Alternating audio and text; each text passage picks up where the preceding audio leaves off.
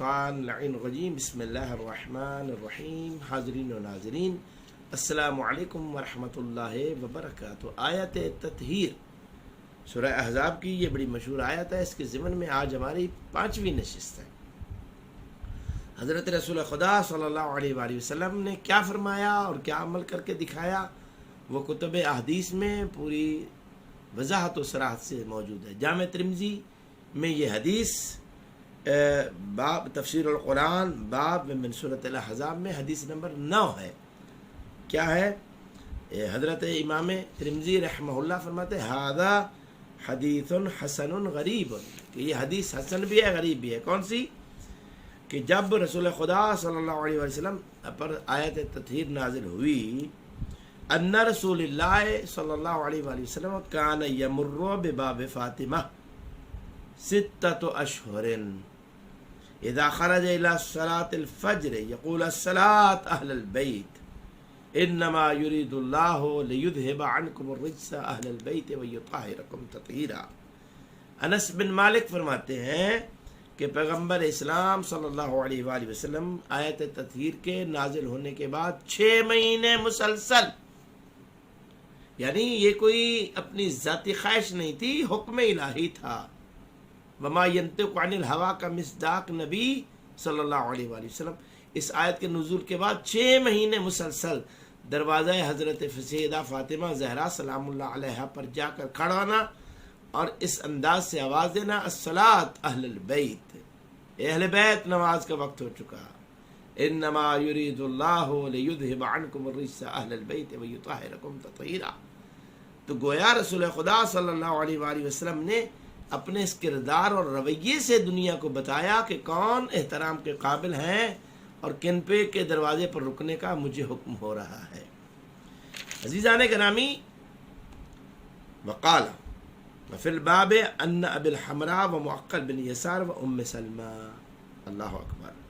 اس روایت کا مضمون حضرت انس کے علاوہ ابو الحمراء، ابو سعید خدری اور دیگر صحابہ سے بھی مروی ہے. معاف کرنا.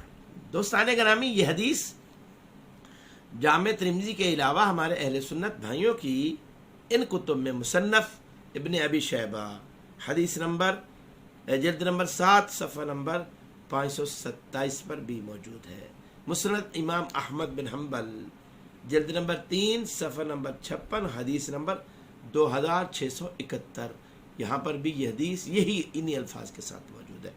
المستدرک للحاکم جلد نمبر 3 صفحہ نمبر 158 اور حدیث نمبر 4748. جبکہ ابو الحمراء سے نقل شدہ روایت جو ہے نا ان کتاب میں موجود ہے. تفسیر ابن جریر جلد نمبر 22 صفحہ نمبر 10 حدیث نمبر 21731. مسند ابن ابی شیبہ جلد نمبر 2 اور صفحہ نمبر 232. مسند عبد بن حمید حدیث نمبر 4565. التاریخ الکبیر جلد نمبر 8 صفحہ نمبر 25. معجم کبیر جلد نمبر 3 صفحہ نمبر 56 حدیث نمبر 2672. اسی طرح جلد نمبر 22 صفحہ نمبر 100 اور حدیث نمبر 565. مشکل الاثار جلد نمبر 1 صفحہ نمبر 231 حدیث نمبر 785. معرفت الصحابہ حدیث نمبر 3795.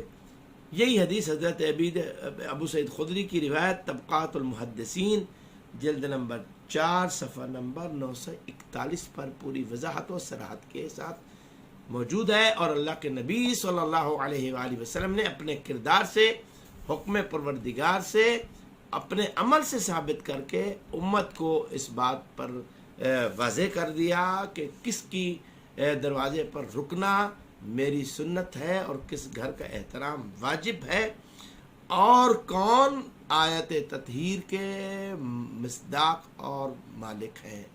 دوستان گرامی، اگر ازواج مطہرات اس آیت کی مصداق ہوتی تو اللہ کے نبی کسی دن تو ازواج مطہرات کے دروازے پر بھی ہر رات ایک ایک بیوی کے پاس ٹھہرتے تو کسی دروازے پر بھی آیت تطہیر کی تلاوت میرے نبی صلی اللہ علیہ وآلہ وسلم نے کی ہوتی، یا ازواج مطہرات میں سے کسی زوجہ مطہرہ نے اس بات کا اعتراف کیا ہوتا یا دعویٰ کیا ہوتا تو جب انہوں نے دعویٰ نہیں کیا تو ہمیں بھی اس بارے میں مبالغے سے کام نہیں لینا چاہیے۔ والسلام علیکم ورحمۃ اللہ۔